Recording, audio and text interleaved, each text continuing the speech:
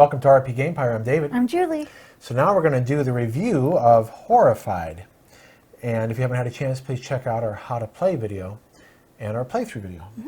So let's take a look at the overview. Okay. It's thematic and it's a family game, 1 to 5 players, 60 minutes, ages 10 and up. And it's a horror action points cooperative game, pick up and deliver, point-to-point movement, variable setup, and it's published by Ravensburger.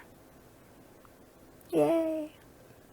All right, so if you haven't seen our reviews before, Julie comes up with her list, I come up with my list.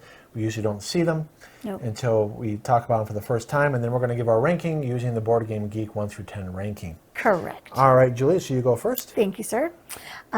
Super fun cooperative game. Love it. Cooperative games are probably one of my most favorite types of games to play. It's very thematic. You really do feel like you're in one of those old-fashioned horror movies, moving around trying not to die. Very easy to learn and play. Doesn't take too long to play, which is very key for me. And I like that there's a mixture of little people in stands, and then there's actual, rubber, I don't know if they're rubber, but like they're hard plastic miniatures. So I like that there's a mixture of that. It's kind of fun. Right, so you got the standees right here, and then the miniatures. The miniatures are not the best quality if you wanted to paint them, but they're fun. They're fun. They're fun for the game.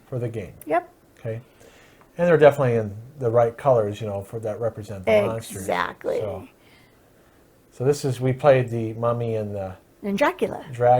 So I'm just showing in the light here how much detail we got them both. Spoiler alert. Barely. Barely, I know. All right, so then I'm going to go over my 5 reasons here. You do yours, sir. I'm trying to remember where we're at. Okay, here we are. So it's great that it's a cooperative game, and it has solo rules, by the way. Oh. So it's replayable, and it's very thematic and fun. So as a cooperative game, like you said, you do feel like you're in the movie. So it is easy to learn, play, and teach. This is a great break for me because too often we learn games where it takes more time than I would like to spend learning them. I think you learned this in like 10 minutes. Yeah, this is great. I really enjoyed learning from the rules on this game.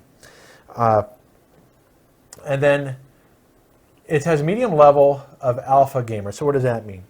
I have no idea. So what that means is that with some cooperative games, it can be too problematic that the game is so difficult or so tight that you must do this action. Doesn't matter whose turn it is. Somebody's going to be helping decide the actions. It's basically a 4-player solo game. Oh, that's not Okay, fun. so that happens in Pandemic too often. True. Where cards will come up and you say, well, I have no choice. I have to do that. Yeah. Otherwise, we're going to lose. Yeah. And if you don't catch what you have to do, usually the alpha gamer in the group will tell you, you better do this or we're going to lose. Whereas in this game, there's a certain amount of flexibility where you don't necessarily have to do what you want to do because you can either go for this monster or this monster. You can go to this place or this place. Allows a little bit of freedom. Now, we haven't played with the hard, 3 monsters or 4 monsters. No. That might change. That might, yeah. But a game that we really like is Flashpoint. Yeah, that's one of our favorite cooperative games with firemen putting out fires, or fire people, I should say, putting out fires. And that has a lot of choice. That has the lowest, in my opinion, one of the lowest level of alpha gamers where I'm going to go take care of this smoke and fire right here. Yep. And that's okay. Yep. Or I'm going to get on the truck and fire the water cannon. Absolutely, yeah. Just about anything you do is going to be helpful, and you don't feel like you must do this or we're going to lose. No. Okay. Although if we played with the fireman in our family, that maybe he'd be like, oh no, this is not how we do it. So I'm comparing it to Flashpoint because that's probably the lowest level of cooperative alpha gamer. That's why that's one of our favorite cooperative games. This one is also, you're going to find out, one of our favorite cooperative games now. And that one of the reasons is it's got a medium level alpha gamer. Now it's mixed component quality. Now again, we've talked about this before. With Ravensburger, they're doing this to keep the price point low. So when you have standees and not miniatures for everything, if you would have had miniatures for everything, and then the cards were of better quality, because these are like really thin cardboard stock, you might want to sleeve these. Maybe we will if we keep on playing this a lot. This is not great quality. And in fact, the play mats for the creatures are very thin. The cardboard is just the minimum amount of thickness that you would get from a Euro manufacturer. But these are pretty thick. These are people. Yeah, again, this is the minimum amount of thickness that you would expect from somebody who makes Euro games. Ravensburger makes a lot of Euros games. Oh, I see. And the components, again, they're good thickness. Don't get me wrong, but there's other manufacturers that would have doubled this thickness. Oh, right. But the reason why they're doing that is to keep the price point low so they can sell it in Target and other places. So I get why they're doing it. Now, if Ravensburger comes out with a deluxe edition, we'd be all for that. We would pay $60, $70 for a deluxe edition. And so maybe if enough people say that, maybe they'll come out with that, or they'll come out with an expansion set with component upgrades. That would be but even then, the board here is this old-fashioned. It's not the high-quality board where you don't have this crease in the middle.